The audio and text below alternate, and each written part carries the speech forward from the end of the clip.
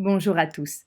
Dans cette deuxième vidéo consacrée au jeu du business game Odoo, le Scale-up, je vais vous présenter la deuxième étude de cas qui concerne la gestion d'un magasin. Cette gestion d'un point de vente physique nous permet d'envisager une approche B2C, c'est-à-dire la gestion d'un canal de vente vers un particulier. Pour commencer, nous allons nous connecter sur le site d'Odoo pour pouvoir lancer notre base de données que nous avons créée dans le premier épisode du Scale-up, c'est-à-dire nous allons accéder ici à notre database, prendre notre base de données que nous avons appelée edu-scaleup, puisque je le rappelle, le edu vous permet de bénéficier d'une base de données pendant 24 mois, et nous allons nous connecter. Pour accéder à la version PDF du jeu, je rappelle, il suffit de taper Scale-up Odoo, cliquez sur ce lien, imprimez vous-même Scale-up en français et nous arrivons directement dans la version PDF du jeu du Scale-up.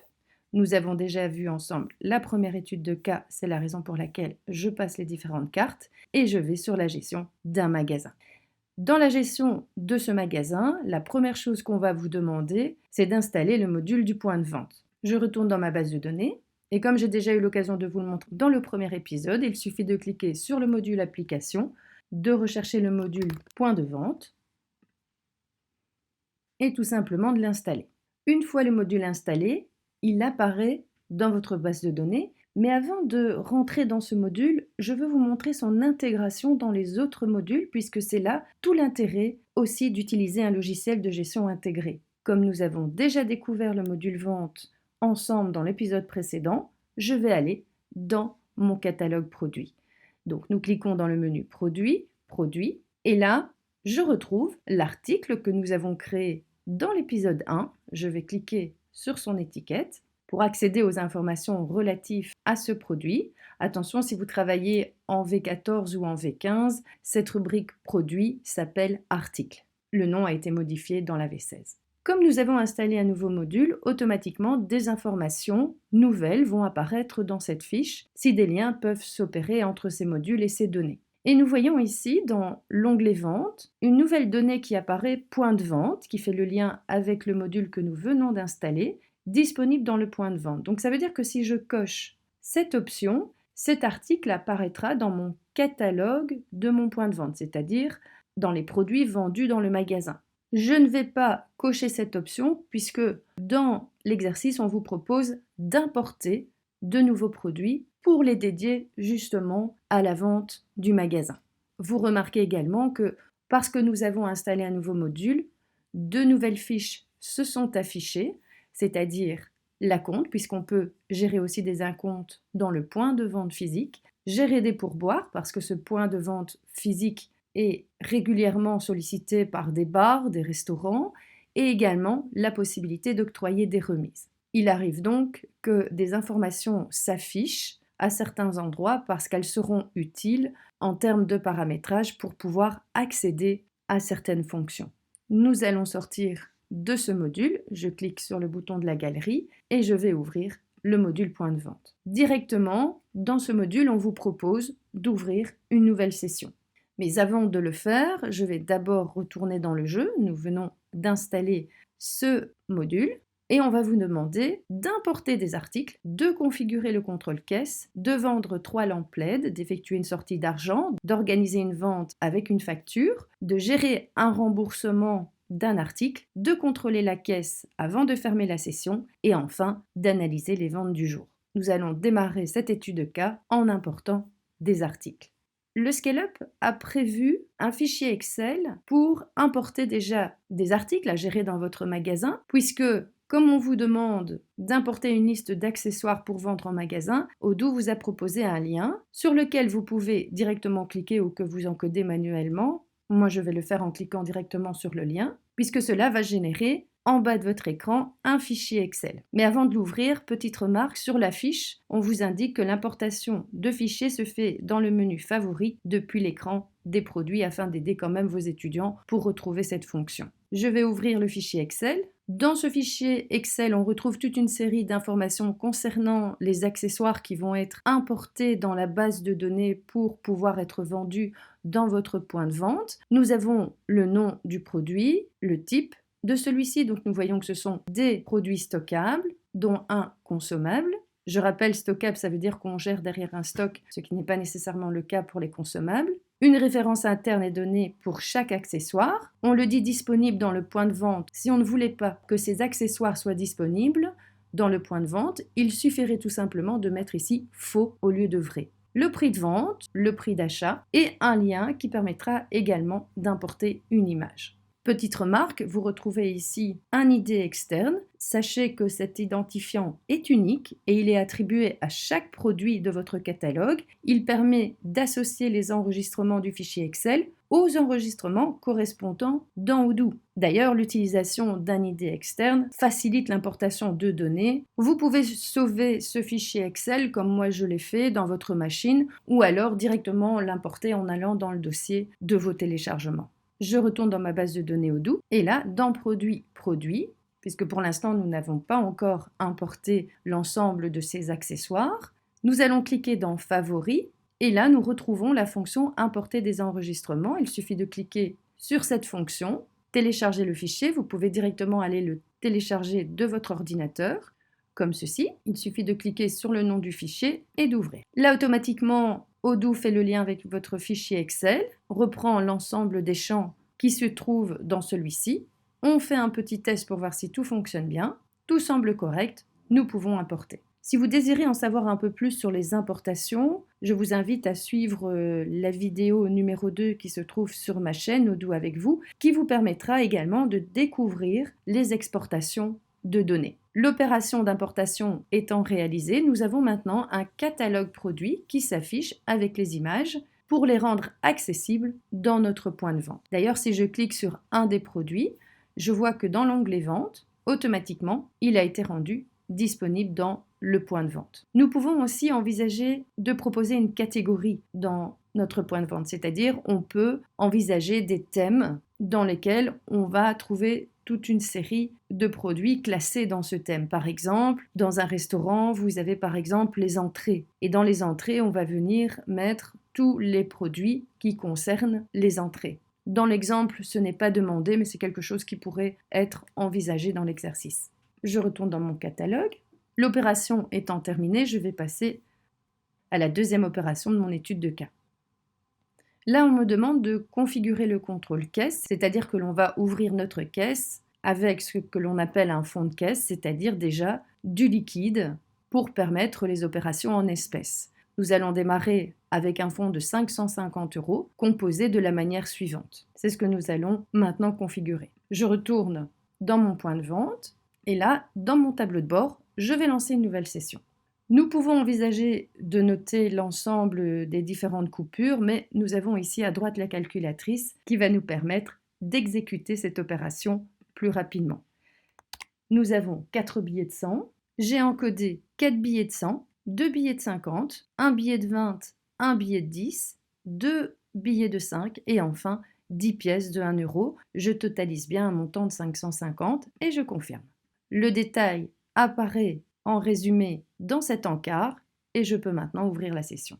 Mon catalogue apparaît bien dans mon point de vente et je vais pouvoir passer à ma première opération. Nous allons vendre 3 lampes LED. Le client veut 3 lampes et il va bénéficier d'une réduction de 20% puisqu'il achète 2 articles identiques, en sachant que la réduction va s'appliquer sur chacun des articles, en tout cas en promotion, c'est-à-dire sur 2 lampes LED. Et le client va nous payer 650 €. Je retourne dans ma base de données et là, je vais tout simplement sélectionner la lampe.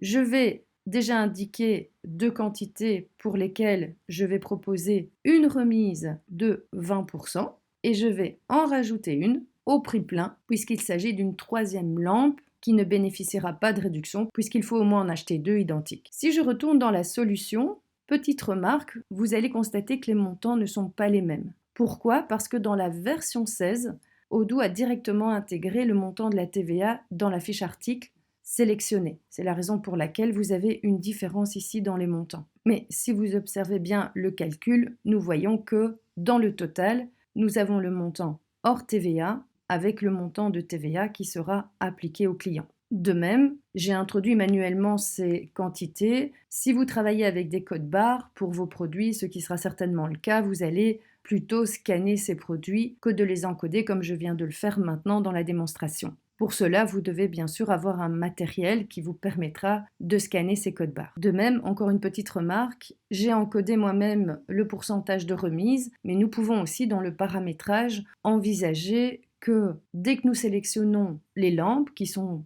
en promotion, voire même l'ensemble des produits, si tous ces produits étaient soumis à cette même promotion, nous pouvons dans les paramétrages envisager de créer une campagne de promotion qui pourrait directement appliquer ce pourcentage de remise sans que vous ayez à le faire manuellement. Comme ce n'est pas directement demandé dans l'exercice, je ne vais pas vous présenter ce paramétrage directement dans cette illustration. Notre commande se termine, nous allons passer au paiement. Et là, il s'agira d'un paiement en espèces et le client va me donner 650 €. Donc il suffit d'indiquer le montant apporté par le client. Automatiquement, Odoo calcule le montant à rendre à celui-ci. Et pour finaliser cette opération, il ne nous reste plus qu'à valider. Le ticket avec son détail apparaît ici à droite, le montant de la commande avec la réduction appliquée, le montant proposé par le client et le montant qui a été rendu à celui-ci. Nous pouvons envisager soit d'imprimer ce ticket pour le donner au client ou, via son adresse email, lui transmettre celui-ci directement par mail, puisque vous savez que c'est une pratique qui commence à se généraliser et qui deviendra peut-être un jour obligatoire. Je vais considérer que j'ai donné le ticket au client et je clique sur Nouvelle commande. Dans l'opération suivante, on va vous demander d'effectuer une sortie d'argent. Pour effectuer cette sortie d'argent, Odoo propose la situation suivante. C'est la pause lunch. Le sandwich est là. Par contre, il me manque 12 € en liquide pour payer la commande au livreur.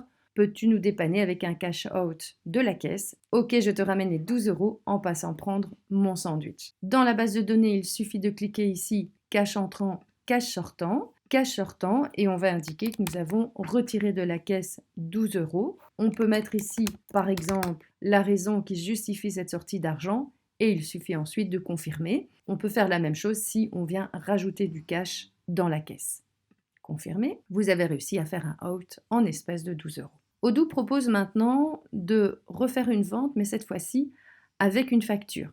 Nous allons vendre un tableau blanc, mais comme il faut une facture, il faudra créer une fiche pour ce client, puisque sur la facture, les informations de celui-ci doivent apparaître. Je retourne dans mon point de vente physique, je vais sélectionner le tableau blanc et cliquer sur Client. Là, j'ai déjà les informations des opérations que nous avons déjà traitées dans l'épisode 1, parce que nous avions déjà un client Azure Intérieur et un fournisseur. Leurs coordonnées apparaissent directement ici également.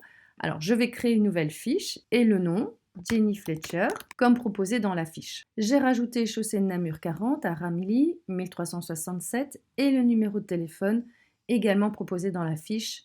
Je sauvegarde. Nous voyons maintenant que ce client créé est finalement sélectionné dans le cadre de cette commande. Il me reste à passer au paiement. Pour ce paiement, le client me propose 200 €, également un paiement en espèces de 200. Je vais lui rendre 79 €, mais je vais, avant d'imprimer le ticket, sélectionner facture, ce qui me permettra de lui remettre cette facture, valider.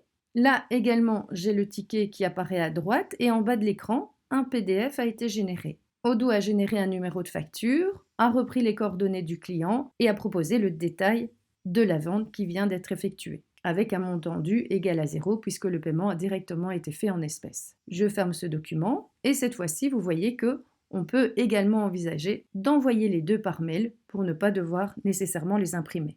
Je reviens sur la nouvelle commande et je passe à l'opération numéro 6. Dans cette opération, on vous propose de gérer un retour d'un produit qui a été vendu dans la journée, à savoir une lampe LED par rapport au client qui nous en avait acheté 3. Retour que vous allez accepter. Pour cela, nous allons cliquer dans Remboursement pour accéder à l'ensemble des opérations qui ont été effectuées. Et là, je repère directement ma commande relative aux 3 lampes LED. Je la sélectionne. Je sélectionne une des lampes que je vais rembourser au client. Je vais prendre celle qui n'était pas en promo, par exemple, mais j'aurais pu choisir une des 2 lampes qui a été proposée ici. Indiquer la quantité. Donc, nous allons en rembourser une. Et ensuite, appuyer sur le bouton Remboursement. Odoo revient sur l'écran de départ, ce qui va me permettre, en cliquant sur le bouton paiement, de rembourser le client à hauteur de 242 euros. Odoo me demande de sélectionner un mode de paiement, espèces. Je clique sur le bouton valider et là, effectivement, je vais pouvoir rendre les 242 euros à mon client et il me suffit maintenant de passer à la nouvelle commande. Je retourne dans l'exercice puisque nous allons passer maintenant à l'opération numéro 7 qui nous demande de clôturer notre caisse, c'est-à-dire fermer notre session et vérifier si le solde qui se trouve dans la caisse correspond bien au solde proposé par Odoo. C'est ce que nous allons faire maintenant. Il suffit de cliquer sur le bouton fermer. Nous avons 1046,20 euros, effectivement, puisque si je retourne dans la fiche, dans cet encart, on vous rappelle l'ensemble des opérations. Donc, nous avons ouvert la caisse pour 550 euros. Nous avons vendu 3 lampes et un tableau blanc pour 629,20 euros et 121 euros. Nous avons dépanné Anita de 12 euros pour le sandwich, remboursé une lampe de 242 euros. Donc, nous avons bien 1046,20 montant pour clôturer la caisse. C'est ce que nous allons accepter maintenant en notant tout simplement le montant que vous venez de calculer dans votre caisse. Il n'y a donc pas d'écart pour la clôture de celle-ci et nous pouvons maintenant fermer la session. Pour terminer cette étude de cas, on vous demande d'analyser les ventes du jour. Pour cela, il suffit dans l'analyse d'aller dans les détails des ventes. Vous pouvez ici choisir la date de début, la date de fin. Donc moi, je vais considérer la durée de ma session. Pour le point de vente concerné, puisque effectivement, vous pourriez gérer plusieurs points de vente, imprimer. Attention, il est possible que lors de cette opération, on vous demande de confirmer le template du document d'Odoo. Donc, il suffit alors de le sauvegarder et ensuite, vous obtiendrez le détail des ventes. Et là, dans ce PDF, je vois que j'ai effectivement l'ensemble des informations que j'avais retrouvées à la clôture de ma caisse, c'est-à-dire la vente des LED, nous n'en avons plus que 2 puisqu'on en a rendu une, et la vente du tableau blanc avec le détail des paiements et de la TVA qui a été considérée pour ces opérations.